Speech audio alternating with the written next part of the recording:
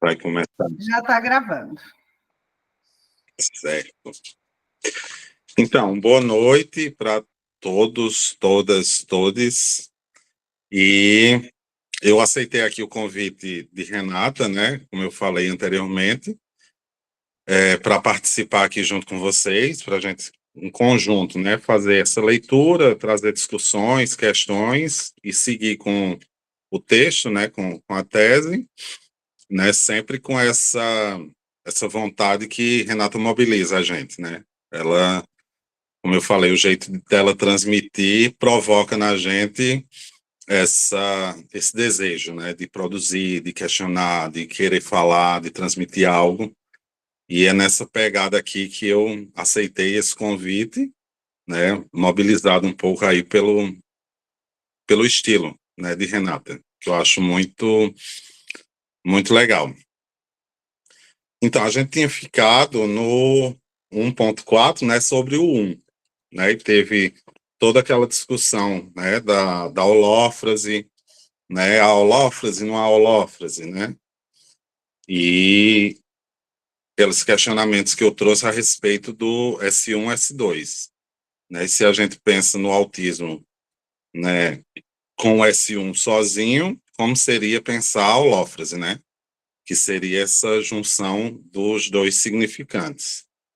Eu só não sei bem o exato onde parou no texto, né? Mas eu acho que a gente vai retomando e seguindo.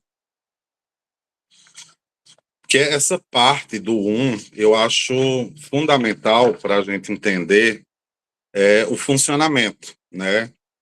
Do que se dá no autismo, né? Em relação à linguagem, né? Porque é disso que se trata. E é algo que marca bem o funcionamento, né, autístico, e que dá para a gente pensar na diferença, por exemplo, em relação à psicose, né? Inclusive, né, Kanner traz, né, como marca, né, a partir lá do seu artigo, dos estudos, né, com as 11 crianças, que é o sameness, que seria esse desejo de imutabilidade, né, e que a gente, pensando no funcionamento autístico com a iteração do que seria esse significante, esse S1, sozinho, né, nos dá, e a clínica mostra isso, né, a clareza de como é esse funcionamento, né, de que se trata, essa imutabilidade seria efeito dessa relação do autista com a linguagem a partir do S1 sozinho. Então, como eu já falei, né, anteriormente também, já foi discutido aqui, a rotina, né, a adesão, né, maciça a uma rotina, a certos objetos, sempre o mesmo, e isso aí varia, né, com toda a variedade que a clínica mostra, né, que os casos nos trazem, seja da alimentação, né, cores, certas texturas sempre a mesma, tudo o mesmo, né, que seria bem isso, a iteração do é o mesmo, né, que não é uma repetição, como a gente pensa na repetição em psicanálise. É o mesmo, a repetição sempre traz algo de diferente, né? Tem algo novo. Na iteração, não, seria o mesmo. Né? Essa adesão a esse modo aí de funcionamento como proteção, né? Inclusive, como algo que protege aí o sujeito da angústia, que seria isso que é o caos, né, do mundo, o caos da linguagem, os mal-entendidos, né, tudo isso que é difícil para o autista suportar. Então, essa adesão ao né, seria algo que aponta para essa forma de defesa, né? Gente, se tiver questões, vão trazendo, viu? Vão trazendo, porque acho que enriquece, né, mais ainda o avanço do que a gente vem trabalhando aqui.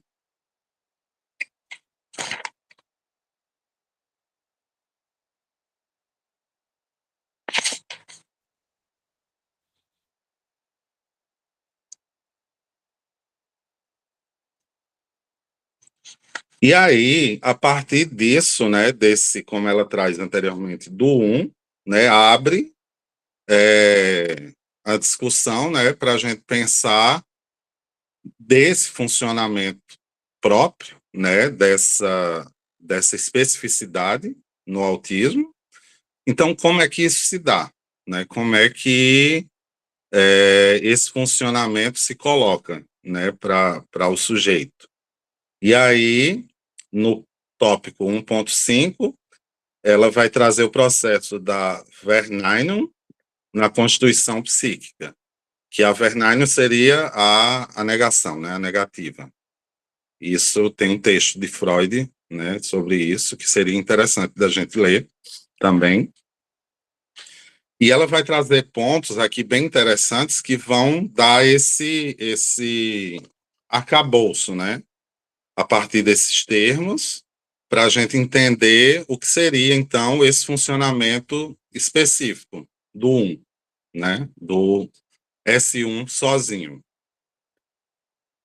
E aí, logo no início, né, ela vai partir, né, da perspectiva, e essa perspectiva de Freud, né, de que o psiquismo ele se instituiria com uma delimitação entre o dentro escrito e o fora não reconhecido, né? E que Freud delineou um aparelho psíquico constituído por estruturas de mecanismos de defesa. E um ponto que eu acho interessante, né, frisar, é constituição psíquica. Isso faz toda a diferença quando a gente, né, escuta a palavra desenvolvimento. Né? Quando a gente está pensando em psicanálise, pensando em subjetividade, né, a gente fala em constituição. O sujeito ele se constitui, o sujeito ele não se desenvolve. Né? Eu acho que isso é uma orientação muito importante, né, para a gente estudar, né? E ela vai dizer, né, que desde o princípio do ensino de Lacan, né, a ideia de haver uma lógica na constituição psíquica, né, que antecede e permite a maturação do desenvolvimento, né, colocando bem essa ênfase que se trata de uma constituição, não de um desenvolvimento. E, lógico, né, se a gente pensa em constituição, a gente está falando de tempos lógicos. Isso também faz toda a diferença. Quando a gente pensa em desenvolvimento, a gente pensaria em tempos, marcos de desenvolvimento, né, como é lido. Mas em constituição psíquica, trata-se de tempos lógicos, né, não é da ordem do desenvolvimento, de uma cronologia. E aí ela vai dizer que Lacan salienta que um dos movimentos originários da identificação e formação de um eu arcaico, né, acontecem a partir dos mecanismos primários da afirmação e expulsão. A gente está falando aqui desse tempo bem primário, né, de constituição, desse tempo lógico da constituição psíquica. E os termos, né, que são os termos freudianos, seria a Bearn e a Austrosso, né, de um termo simbólico e da consequente negativa, Verneinung, que ratifica o que for inscrito.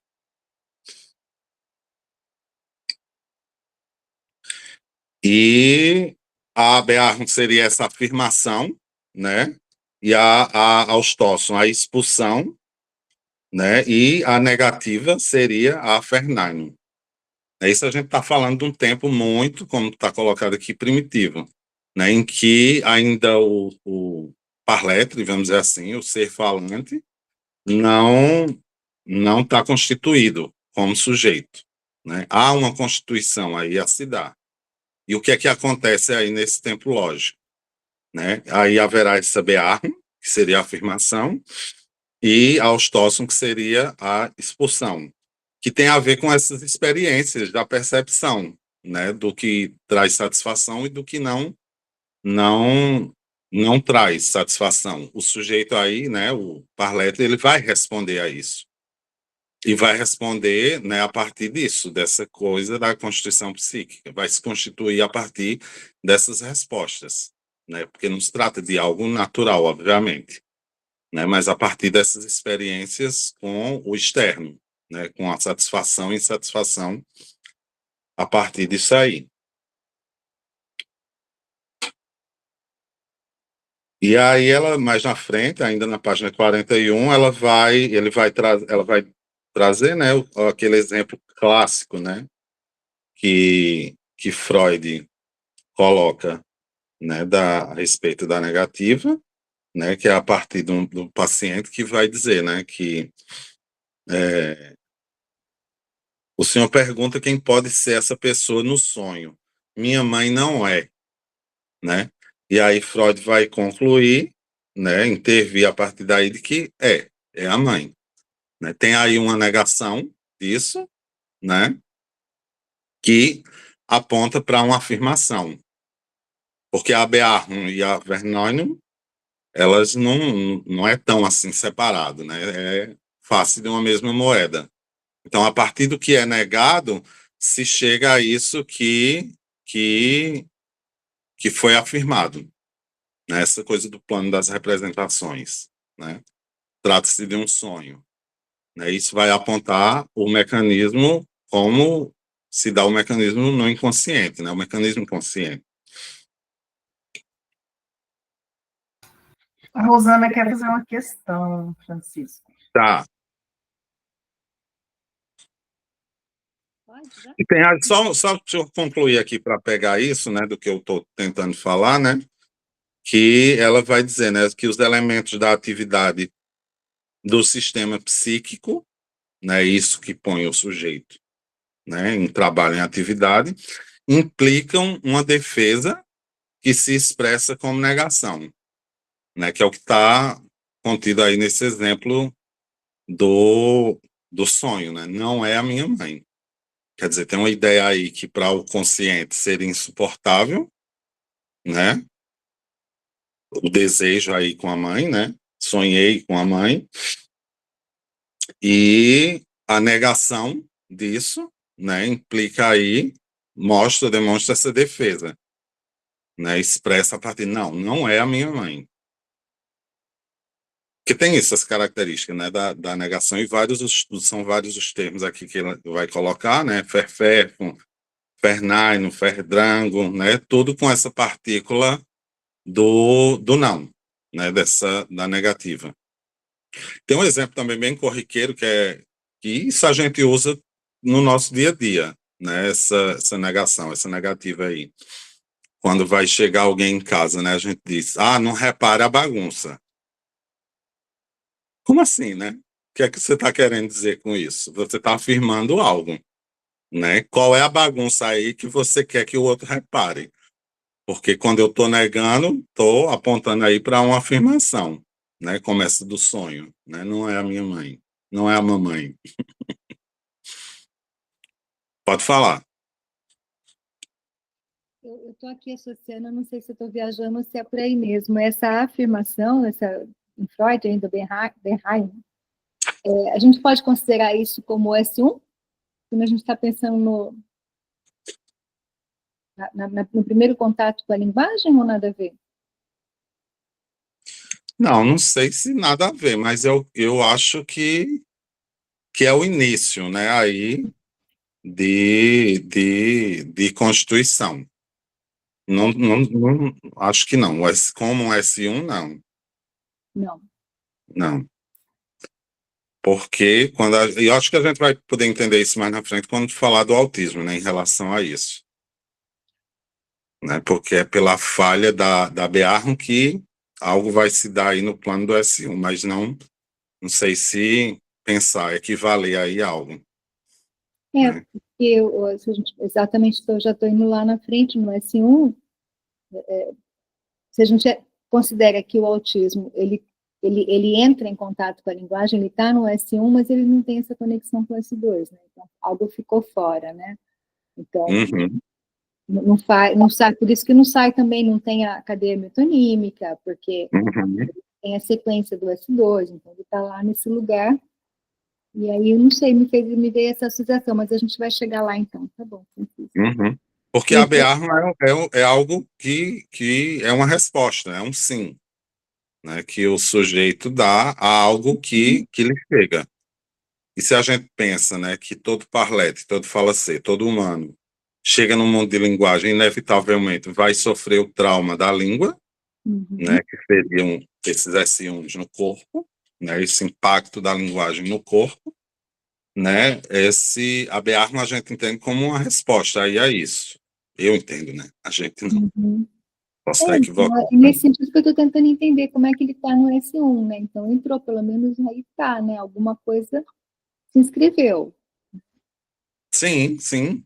É tanto que só há o S1. Diferente se a gente pensar em psicose que fica tudo de fora, né? De fora como?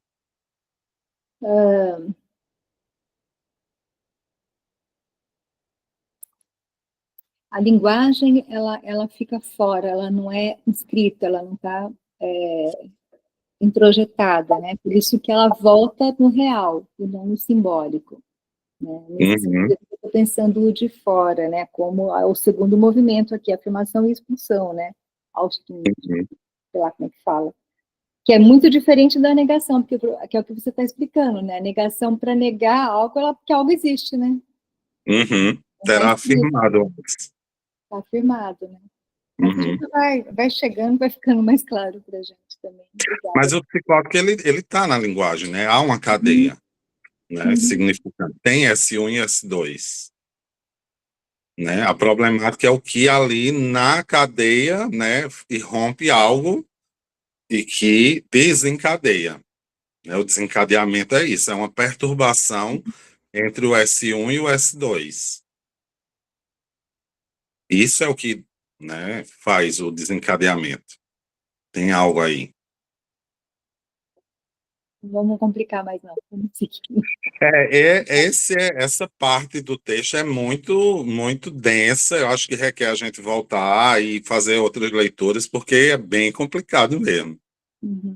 Requer muita atenção. Certamente ela fez uma pesquisa gigantesca para chegar a isso, né? E a gente tentar destrinchar aqui é um trabalhão, né? E aí na página 43 ela coloca esse esquema, né?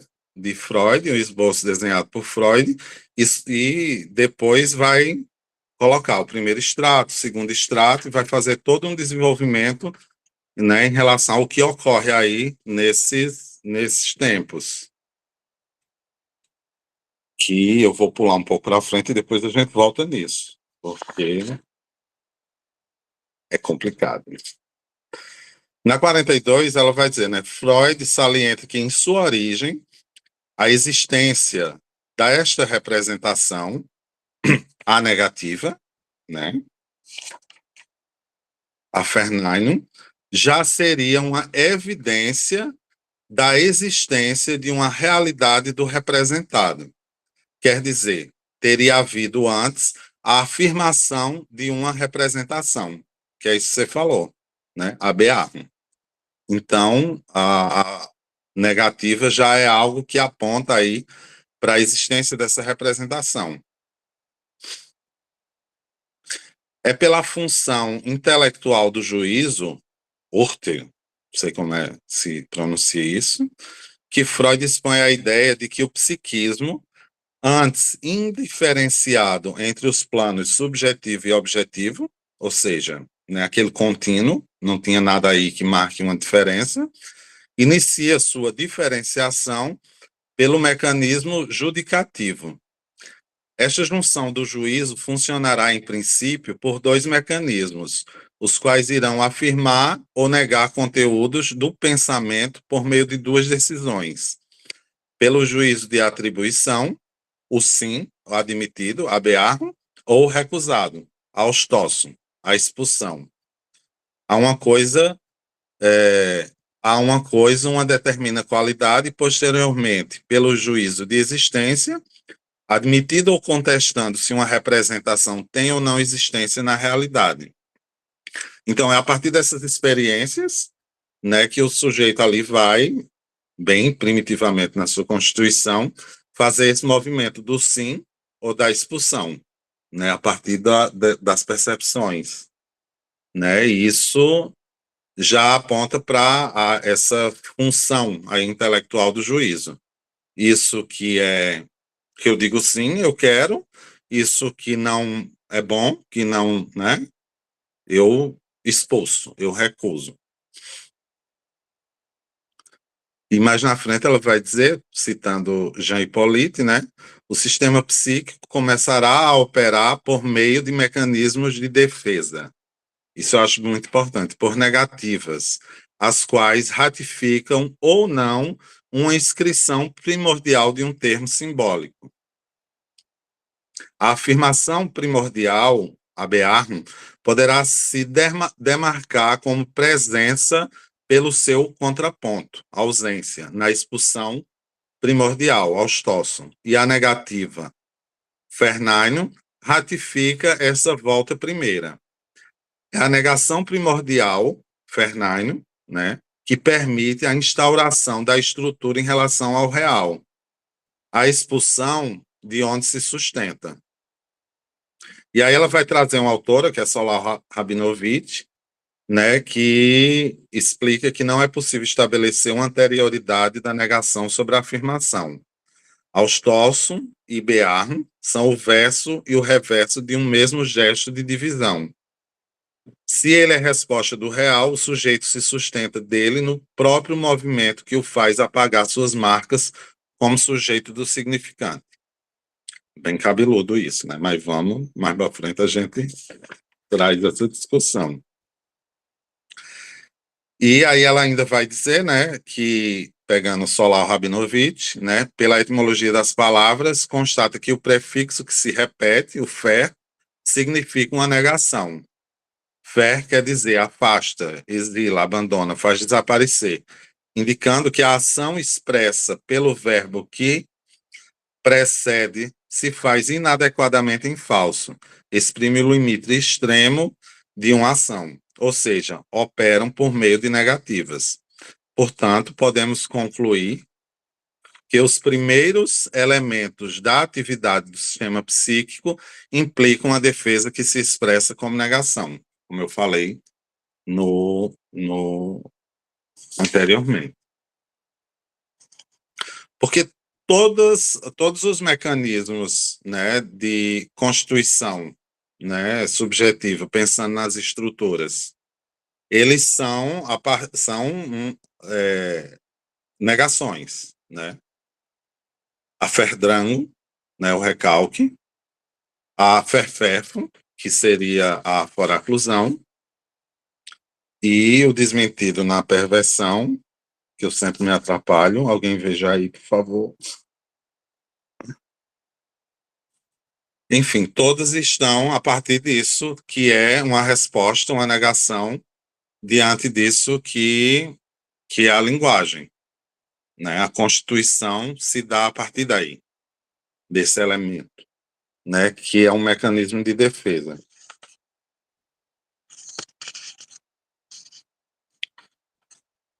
Alguma questão, minha gente? Vamos movimentar aqui, que eu não sou tão hábil em exposições. Isso. Alguma colocação, algum link que vocês fizeram sobre isso? Porque, como eu falei, toda essa discussão aqui, né, complicada, ela é muito importante para a gente chegar no autismo, né? Como se dá aí a constituição e o funcionamento no autismo. Porque é justamente nessa BA que algo ali não vai se dar, né? E isso implica toda a forma como esse sujeito ele vai se posicionar na linguagem, né? Por isso que é muito importante a gente se debruçar aqui e queimar o juízo a respeito desses termos, ABA, Austócio, Fernaino. Pronto, pode falar. Então, entendendo que tudo isso aqui que a gente está lendo nesse texto agora passa por todas as estruturas. É isso? Passa por todas as estruturas como? O que é que você está pensando? Que tudo que acontece da recusa, todas as estruturas. Ah, sim, que o que está sendo tratado aqui independe de estrutura, não é isso? Uhum. A Bearn, a Verneinum, sim, sim. Ah, Isso é tá. no plano da constituição psíquica. Ah, tá. Como, né, o sujeito vai se constituir. Trata disso, Uhum. independente. Porque, claro, aí vai ter as estruturas, né? Vai ser como cada um vai, né, se posicionar diante da linguagem a partir do seu mecanismo, Ah, né? tá, entendi. A psicose, a ferfefo, a foraclusão, né? Uhum. O recalque para neurose, né? O desmentido para perversão e para o autismo, há controvérsias aí no que seria esse mecanismo, né, de defesa, essa negação, né, a isso que chega, a essa resposta. Que aí vai se falar em foraclusão do foro, né, Henrique Lohan vai trazer isso. Outros autores vão trazer outro mecanismo, como Marie-Christine Lasnik, né, que Renata referencia muito como sendo a elisão, né, e há toda uma discussão aí em cima disso. Mas parte daí, né?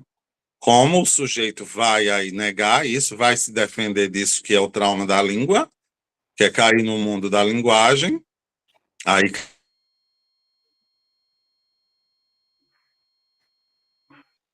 cada estrutura vai ter um mecanismo, né? Certo. Vai se responder. Sim, era essa a dúvida. Porque a ideia aqui, pelo que eu entendi do texto, é trazer como se dá a constituição subjetiva, a constituição psíquica. Né? Porque como ela vinha falando do como eu mencionei, que tratam bem do modo de funcionamento no autismo, né? Agora abre essa discussão para a gente entender como isso se dá. Como esse privilégio aí do e esse funcionamento a partir do S1 sozinho, ele se dá. Né? E aí é importante a gente pensar como se dá a constituição psíquica, a constituição subjetiva como um todo. Porque aí depois é que a gente vai poder situar no que acontece e no que não acontece, né? As diferenças aí na estrutura. Porque pensando no autismo tem algo importante para a gente pensar na BEARM, né? Tem algo ali que não se dá. E que vai fazer toda a diferença e que vai apontar para esse funcionamento específico. Cláudia levantou a mão também. Não, estava aqui pensando, né, sobre a elisão. Você estava falando um pouco anterior, né, falar um pouco sobre né, o que vem a ser, como que a gente pode, né, construir um entendimento, olhar sobre a elisão. Bem, eu acho que eu vou passar isso para Renata falar, né? Porque eu acho que ela tem muito mais propriedade aí nisso, porque eu não parto da elisão como mecanismo do autismo.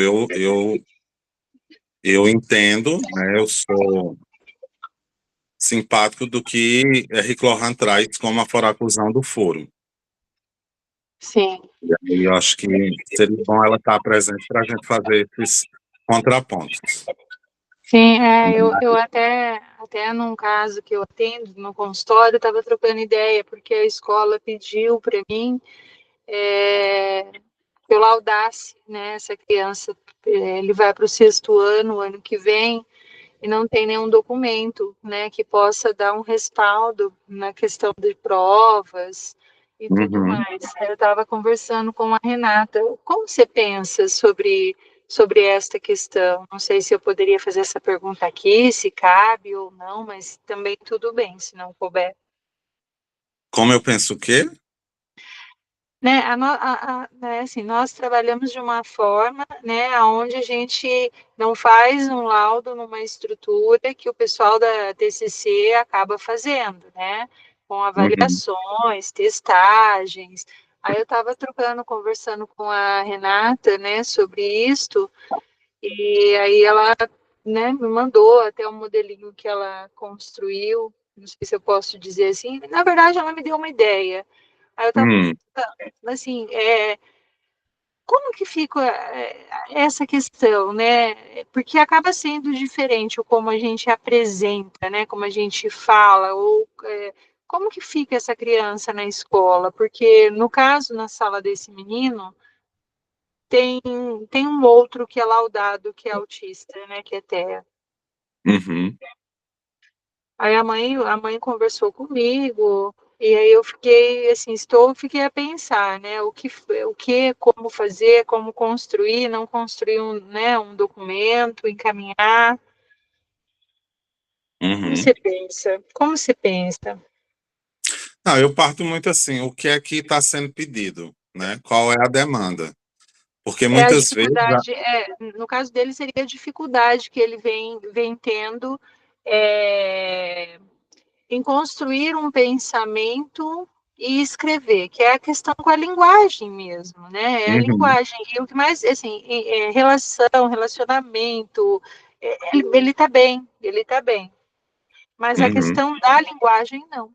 Então, vai para o uhum, papel. No papel, ele não consegue. Se for algo dissertativo ou que alguém precise ouvir dele a resposta, ele responde tranquilamente. Ele fala, mas ele não consegue transcrever, colocar no papel. E aí o cuidado e a preocupação da escola quando vieram conversar comigo. Nós nos uhum, preocupamos e quando tem um laudo, nós estamos com um documento do qual ele vai ter uma prova, entre aspas, e de verdade, diferente. Existe um uhum. literal diferente ali. Não, e é importante que seja diferente mesmo. Eu posso Sim. falar aqui um segundo, Cláudia? Linguagem. Oi. Oi, gente, eu tomei a liberdade porque eu entendo que isso não é da nossa alçada. Isso caberia a fono uma psicopedagoga.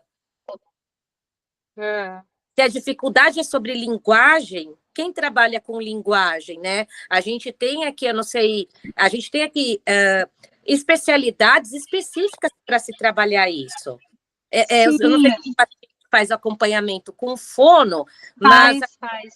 então, mas aí a gente está falando sobre PEI, a gente está falando sobre educação, enfim, Sim, cabe a você, Cláudia, fazer o não. programa dele pedagógico? Não seria. O que acabou acontecendo? Acaba acontecendo que a comparação que a escola quis fazer e ainda é uma construção de algo que eu possa vir a produzir ou não, a fazer ou não. Por quê?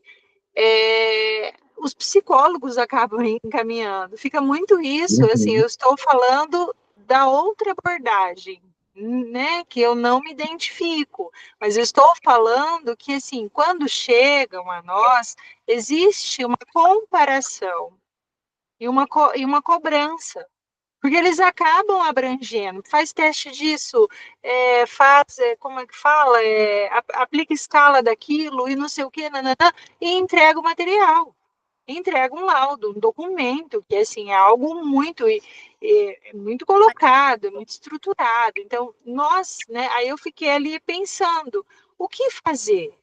Né? Mas O que eu posso? Oi, pode falar. tem muito da comportamental, do pessoal que, sobretudo, aplica a aba, que faz análise comportamental.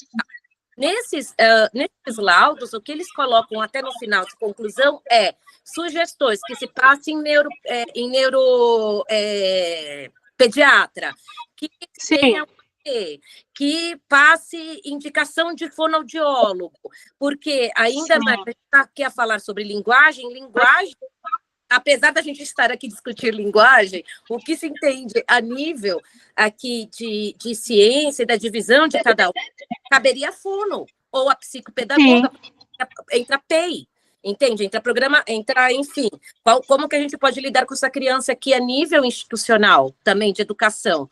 Transparente o nosso papel, aí você pode dar como sugestões, passar no neuro, etc., enfim. Sim, eu acho sim.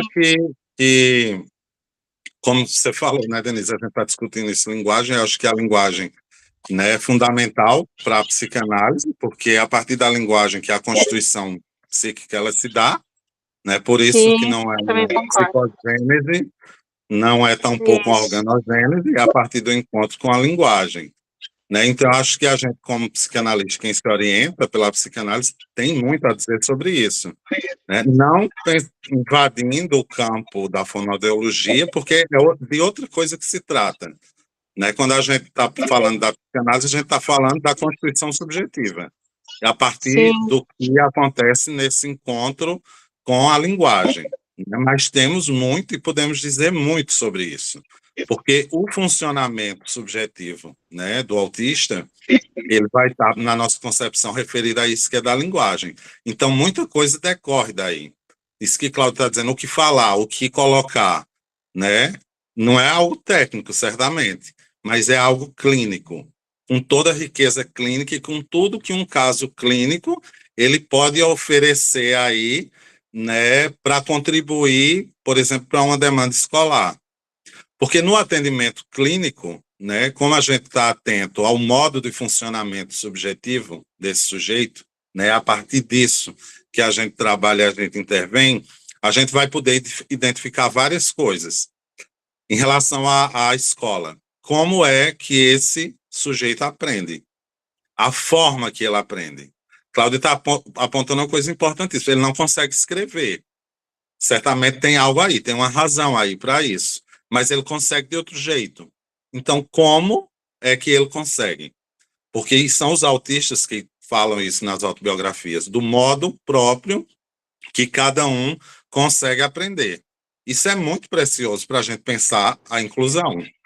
Né? Deixa eu contar uma coisa para vocês. Deixa eu fazer né, assim, passar um pouquinho, assim, vou tentar ser o mais breve possível do como aconteceu.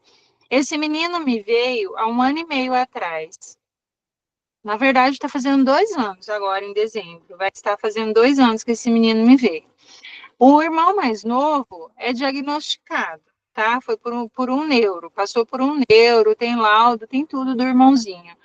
E ele, a mãe trouxe, o pai nunca veio, já tentei acessar esse pai, conversar com esse pai, eles são nipônicos, eles são japoneses, Japão mesmo, são Cláudio, japoneses. se você Tá puder generalizar, para não especificar esses traços que você está trazendo, porque como vai para o YouTube, né? Eu tá. acho a Ó, gente precisa ter uma atenção beleza. generaliza. O que aconteceu? Atendendo o menino numa inibição social bem grande na escola, não tinha amigos, não se relacionava, o indivíduo, né, a criança não se relacionava. Foi indo, e a criança está tudo bem. Ele interage, ele se relaciona na condição dele, como ele está tudo bem. Aí, de repente, a escola veio, a professora falou assim, posso marcar um horário? Pediu para a mãe. A mãe falou comigo que não, tudo bem, se ela tiver até disponibilidade de vir no meu consultório, eu prefiro. A professora veio, autorizaram. E nessa conversa com a professora me relata isso da prova. Aí eu virei para a professora, ela falou assim, eu já adaptei, desse jeito, eu já adaptei a prova dele. Aí eu, sim, mas por que você adaptou a prova dele? Porque, assim, eu não tinha entrado em espectro, em nada, nem com a mãe, nem com ela. Eu venho trabalhando o que vem se apresentando. Aí, de repente, a professora disse, porque eu já adaptei a prova dele. Eu falei, adaptei a prova dele? Por que você adaptou a prova dele? Aí ela falou assim, porque ele não consegue transcrever, ele não consegue. Aí eu fiz mais alternativas e só 3 dissertativas, que a gente tem que pôr dissertativas, ele não entrega a prova. Aí, inclusive, nessa última prova, eu perguntei para ele qual era a dificuldade. Eu falei, e o que ele te respondeu? Aí ela falou assim, aí ele falou que ele não sabia. Aí eu falei, qual era a questão? Você pode me falar? Posso, era sobre economia de energia. Aí eu falei assim, e por acaso, você poderia dar um exemplo para você ver se ele tem o conteúdo, se ele sabe? Ela, como assim? Ué, se ele está dentro de uma sala de TV, com a TV ligada, o ar ligado, ele sai desse cômodo, essa criança sai do cômodo, e de repente, o que ele faz? A mãe chamou. O que ele tem que fazer se os aparelhos estão ligados? Ela desligar. Eu falei, ele te responderia isso? Ela, tranquilamente. Eu falei, e depois, se você dissesse, coloca isso no papel, ele colocaria? Ela falou assim, se eu abordá-lo dessa forma, penso que sim. Eu falei, por que você não faz? Ah, não, porque tem que ter um documento. Porque ele é TEA. Aí eu falei assim, mas aonde que você... Eu falei, ele tem laudo? Eu falei, então, eu vim aqui por isso, para te pedir o laudo. Foi assim. Uhum.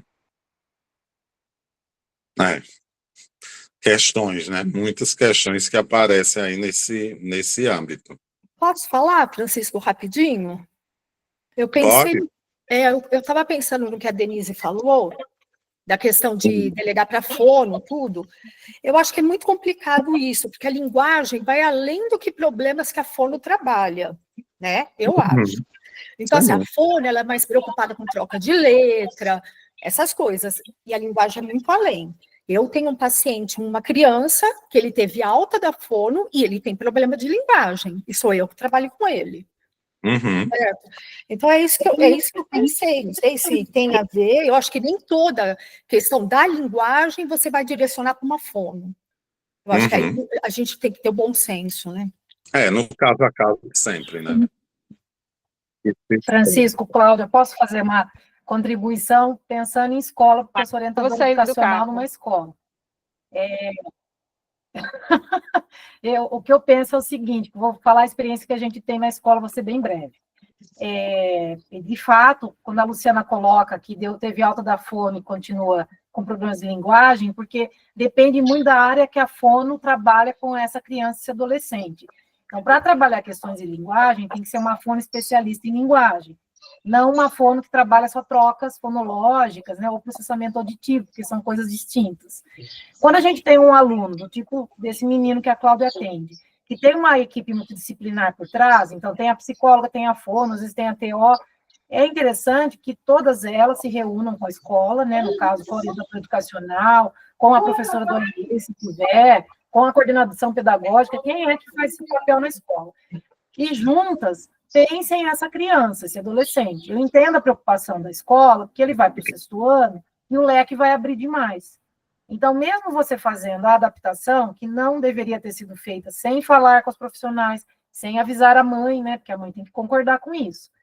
O laudo é só um detalhe. As escolas normalmente pedem os laudos, porque o laudo traz para a gente um subsídio, um norte do que é que você tem que adaptar. Porque senão você fica atirando no escuro e perdendo tempo com esse menino.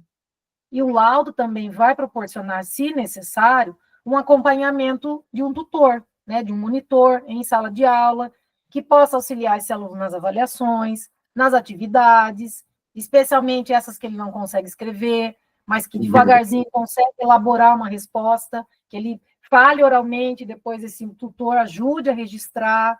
Então, você vai vendo o avanço e vai colocando graus de dificuldade para esse aluno. Mas tudo isso é um processo, né? Não é assim, agora, de repente, a Cláudia faz um laudo, manda para a escola, até porque eu sou do estado de São Paulo, né? Até porque aqui, para nós, o laudo tem que ter CID, né? Então, teoricamente, teria que ser o médico, né? Ou um psiquiatra.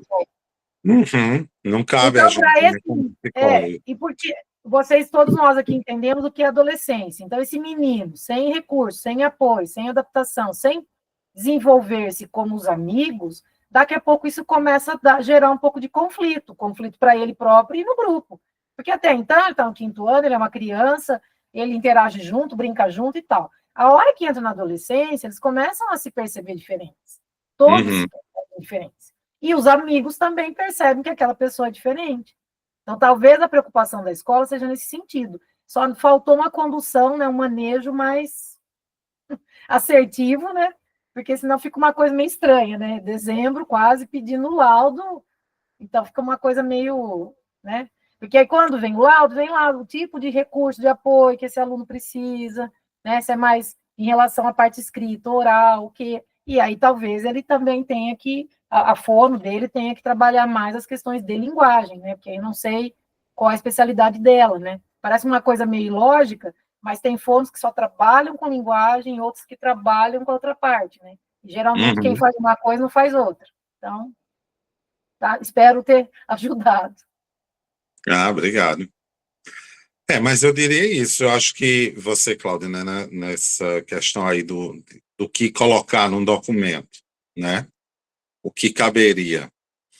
Seria isso. O que é que o caso traz, né? O que esse sujeito, como ele funciona, como, né, seria interessante abordar tal ponto para se adaptar a alguma coisa, né, alguma atividade, a partir de como ele funciona, né, porque eu acho que a chave tá aí, né, como eu falei, a inclusão, é incluir a diferença, né, se ele funciona de tal maneira, cuja escrita é algo que angustia, é algo que é difícil, é algo que ele não consegue, então, como é que ele aprende, né?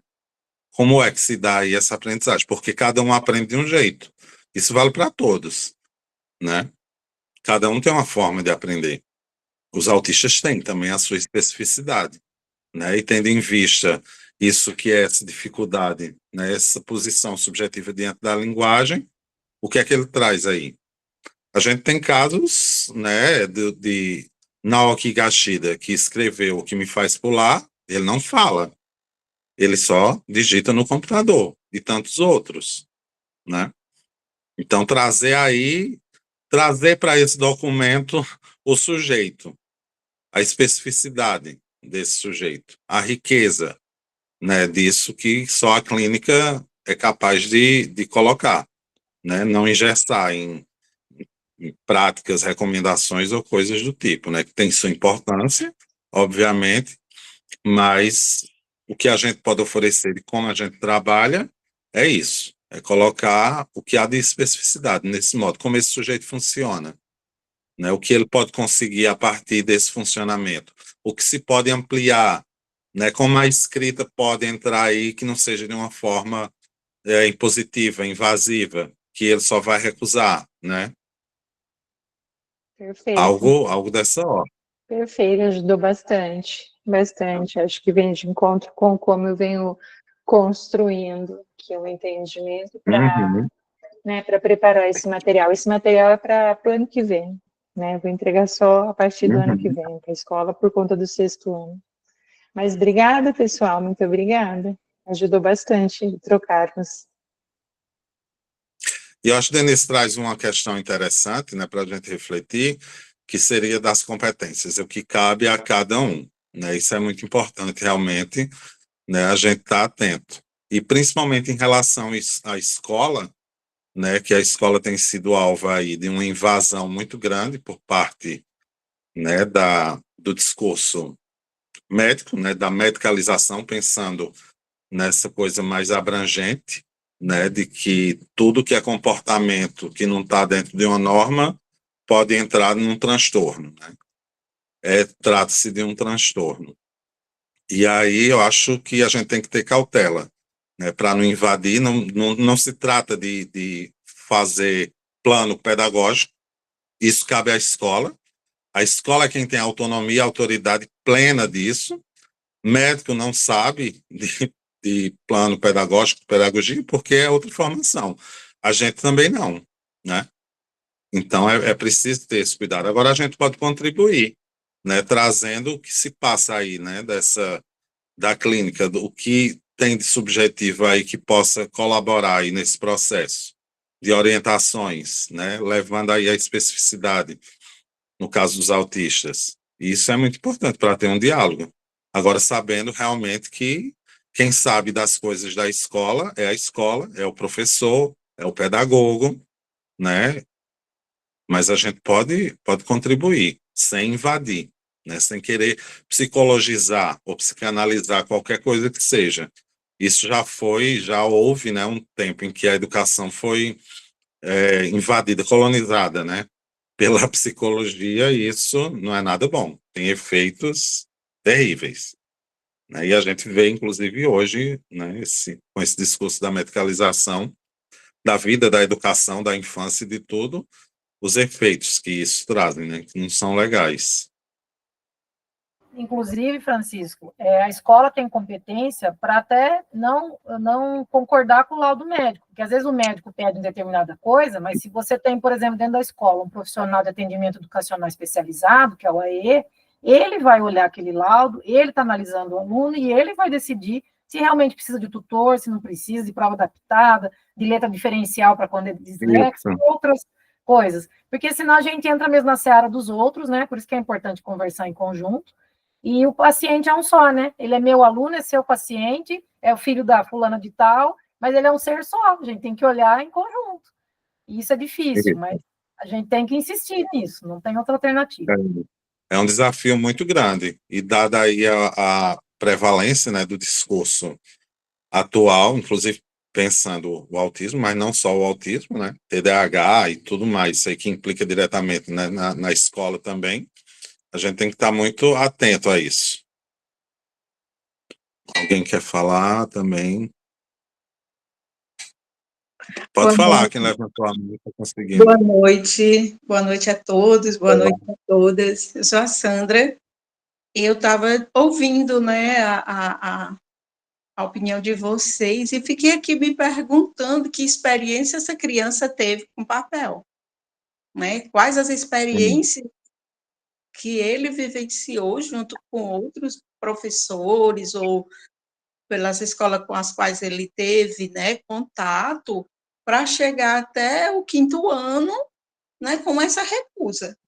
Porque eu comecei a pensar, disse, uma recusa nele do processo da escrita, né? A escrita, ela tem uma identificação, né?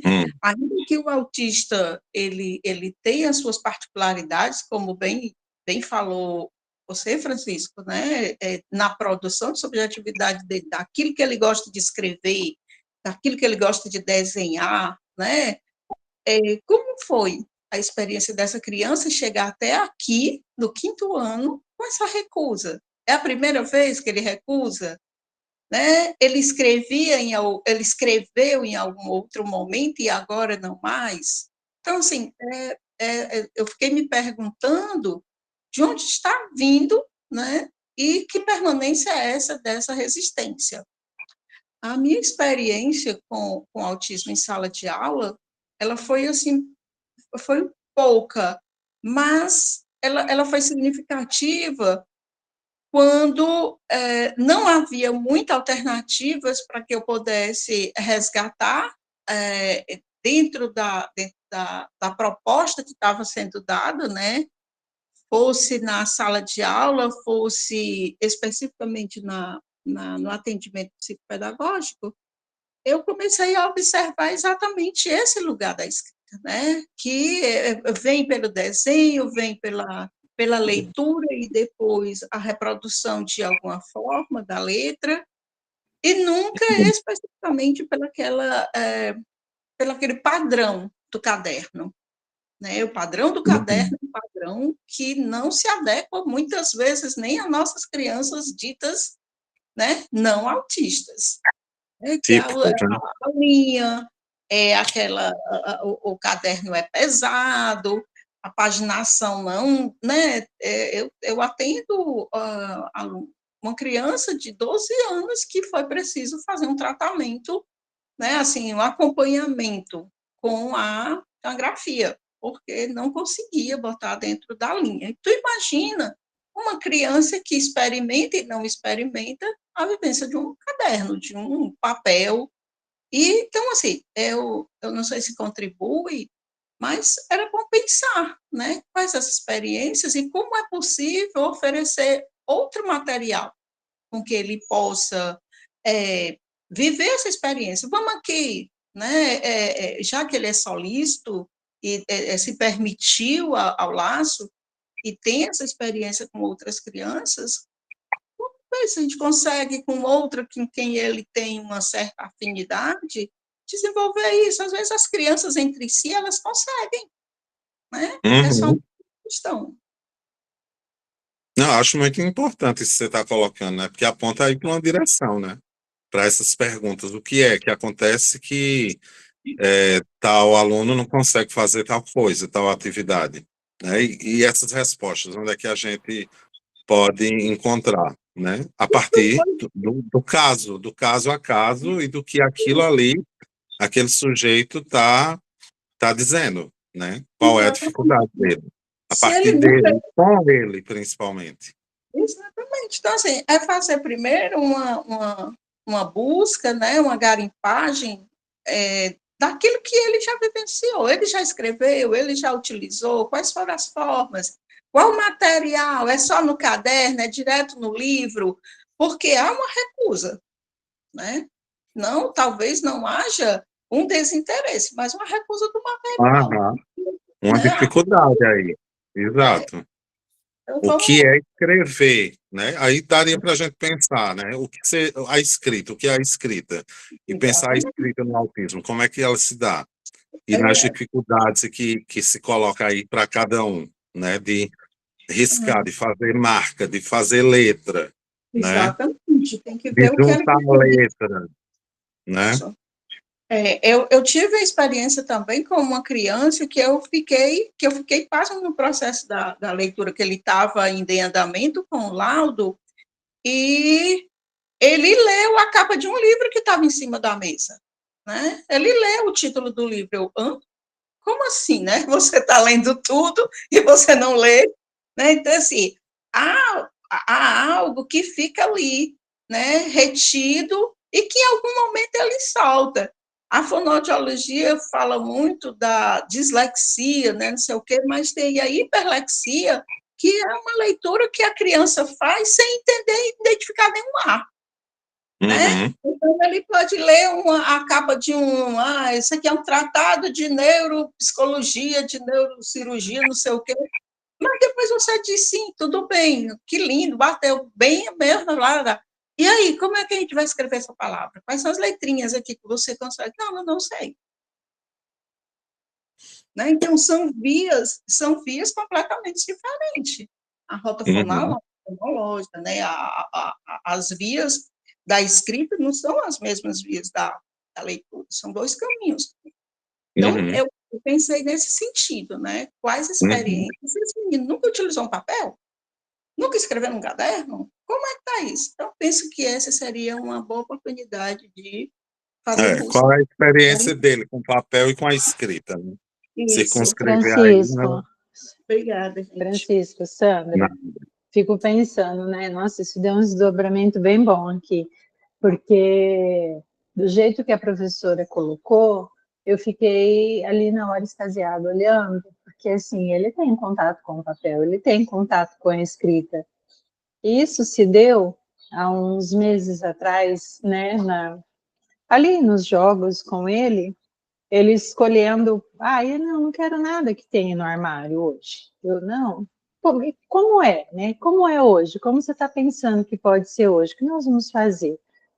Aí ele falou assim, joguinho de escrever? Aí eu falei, joguinho de escrever?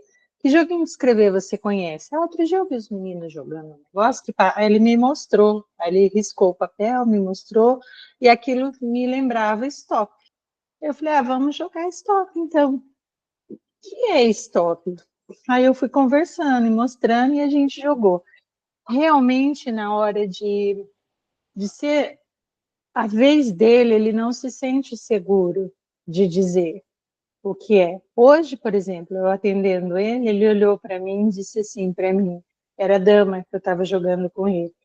Aí eu falei assim, olha, aqui eu podia ter comido a sua peça.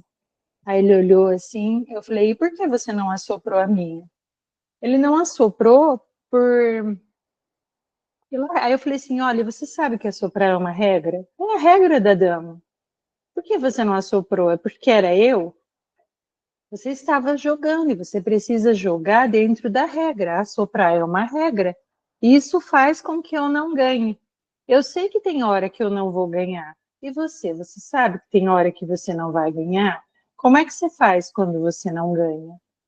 Então, ele tem todo um construto, ele tem todo um entendimento de muitas coisas. É um menino muito capaz, bastante perspicaz, inteligente. E ele é assim, enfim.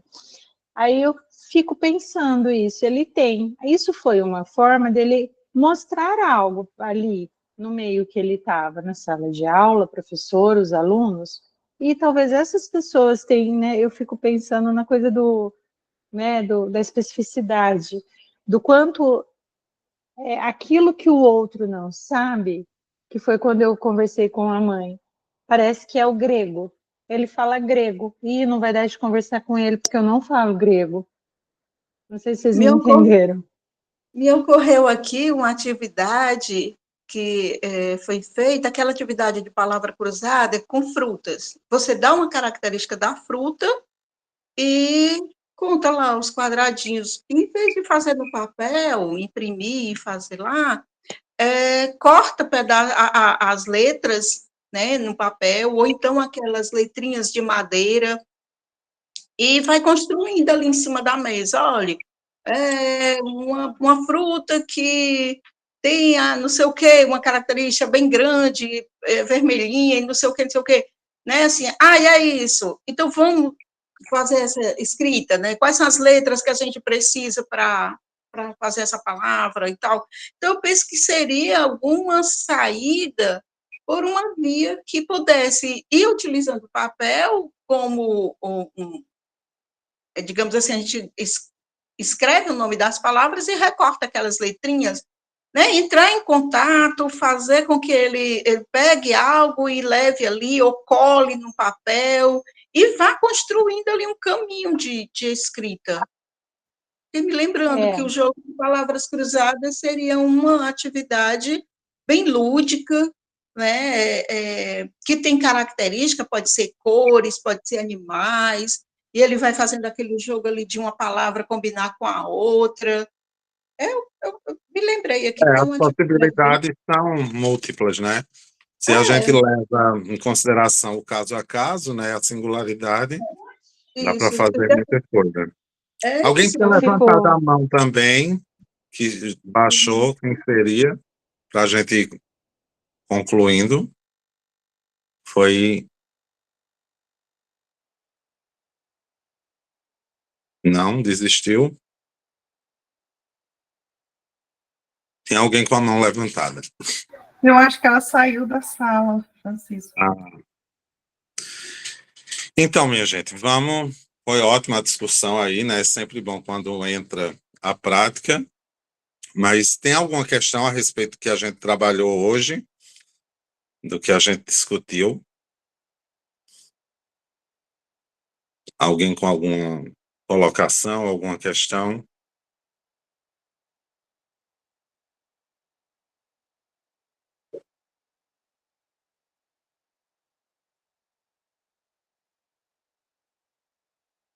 Não? Então, vou trazer na página 46, né, ela vai trazer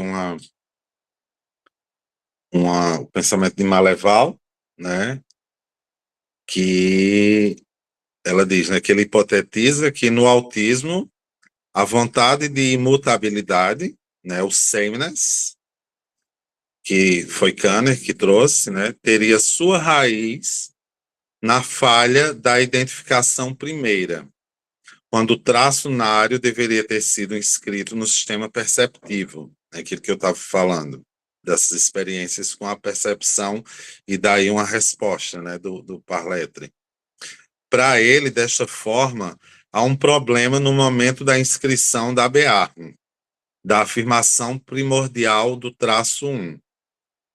Seria por isto, a sua grande dificuldade em circular na linguagem, no campo simbólico da diferença, pois ele supostamente não teria inscrito este significante unário, que na articulação significante poderá servir o gozo à linguagem, né?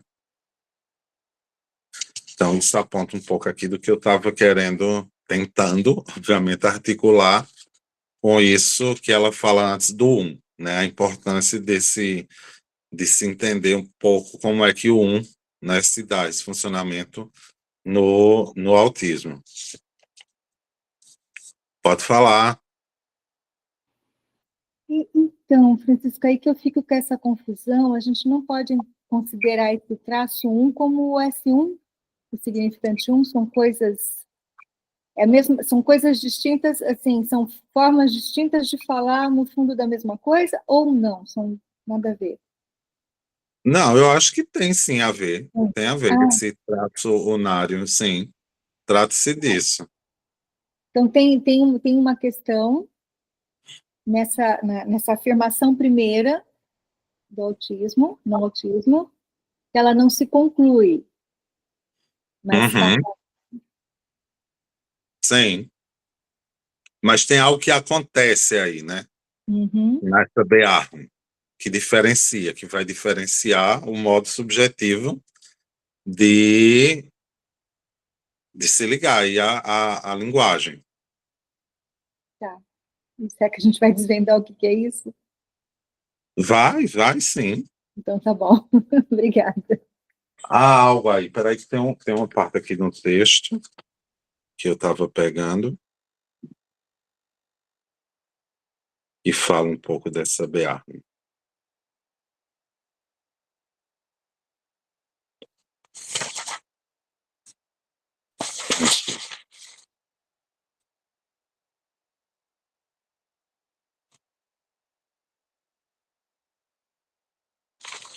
Aqui. É um texto de Elisa Alvarenga, que ela, na Lacan 21, inclusive ela tem um caso bem interessante lá, e no tópico Autismo e Psicose Ordinária.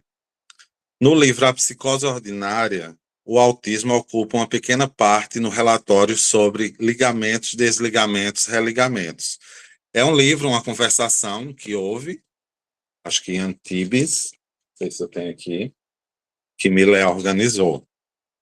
Não há uma verdadeira separação entre o autismo e a psicose, sendo o autismo considerado uma escolha da psicose em seu polo extremo, o autismo, né? Isso é o que está postulado lá, né? Na psicanálise de orientação lacaniana, né? Já tem uma completa diferenciação aí do autismo, e o que Maleval traz, né? É que o autismo não é uma psicose, né? A gente parte daí. No entanto, já se postula uma falta radical de qualquer processo primário de simbolização. É a falha de Bearn, primordial, que poderia corresponder ao desencadeamento, né? Então, ele está situando que há ali, nesse momento, nesse tempo lógico bem inicial, né, que há uma falha nessa afirmação, nessa Bearn.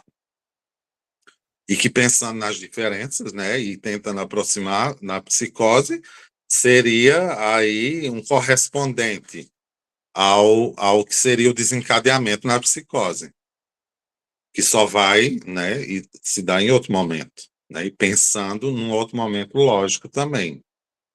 Por que é tão cedo? Por que aí eu trago a questão, o autismo, ele se expressa tão cedo, de saída, na primeira infância, né?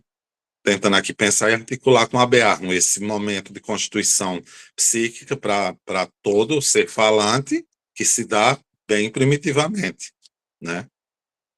Acho que tem a ver com isso, né? Tem a ver com algo que acontece aí na Bearn, essa falha, né? E pensando aqui em falha, não se trata de déficit, não é isso, né? Mas algo que acontece aí nesse momento de constituição, né? Que marca aí o funcionamento autístico, né? O próprio autismo, como sendo aí uma posição subjetiva diante disso. Bem, gente, eu acho que eu vou ficar por aqui, eu não dou conta mais para frente. Eu acho que o que eu pude aqui, a partir da minha leitura, né, transmitir foi isso, né? E vamos esperar a Renata voltar, porque aí ela retoma, né, e me salva um pouco se eu falei alguma besteira. Mas o que eu queria trazer... Oi? Conversa, foi ótimo. Que eu acho que o importante situar, inclusive para a leitura, porque realmente não é uma leitura fácil, né, da Bearn, da Verferco, implica muita coisa, são muitos, né, muitos termos e conceitos que tem cada um a sua densidade, né, como aqui se trata de uma tese, já está tudo, né, foi fruto de uma pesquisa muito grande, né, dá para perceber, mas para situar um pouco a leitura do porquê, né, se falar, por que é importante, né, entender a Bearn, né, a Ferneyno, né, a Stosson, né, ou seja, a constituição, né, subjetiva, a constituição psíquica, né, E eu acho que esse último trecho aqui que eu trouxe da Elisa Alvarenga aponta para algo aí, né? Que seria isso, há algo bem primitivo, algo acontece ali, né? E a partir daí se tem esse efeito, e esse modo que esses sujeitos, eles funcionam, né? Pensando aí na especificidade do autismo, que é isso, não é uma psicose, é outro funcionamento. E aí vem a hipótese da uma quarta estrutura, que é o que a gente também vem estudando aqui, e é uma hipótese, né? Sim, pode falar.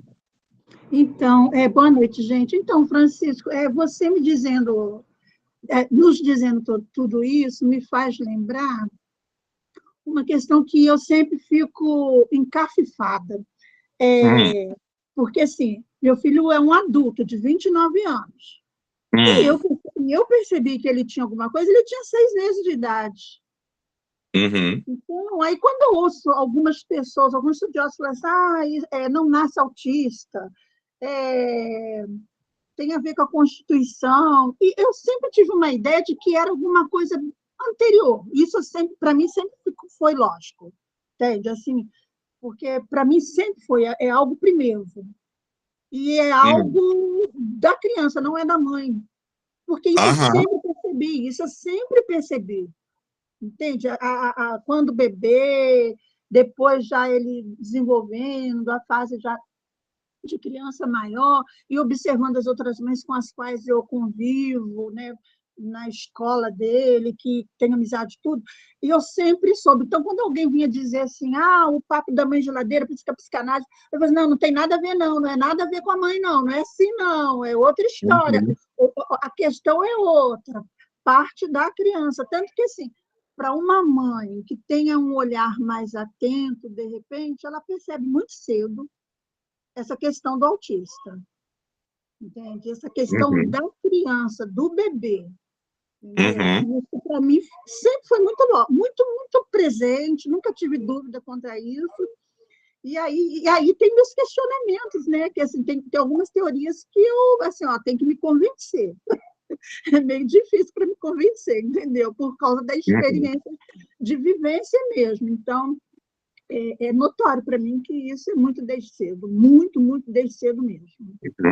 É de saída, né? E é por isso que é isso, tem algo na BA, por isso que é tão cedo, né? Bem, gente, é isso, obrigado pela escuta, assim, como eu falei, é sempre um prazer trazer algo aqui das minhas leituras, do que eu consigo, né, elaborar, entender e poder transmitir para vocês. Eu não tenho muito talento para transmissão, eu sei disso, eu me atrapalho, mas é assim, e é assim que anda, é assim que a gente vai, né? Vai para frente. Queria agradecer a Renata, ela não pode estar aqui, mas agradecer pelo espaço, né? E contem sempre comigo, né? O que eu puder trazer da transmissão a partir do que eu penso também da clínica, né? Eu tô aqui, estamos juntos, a gente tá junto nessa causa. Obrigada, Francisco. Obrigado, Francisco. Boa tarde, boa noite. Obrigada, Francisco. Boa noite. Boa noite, gente. Obrigado.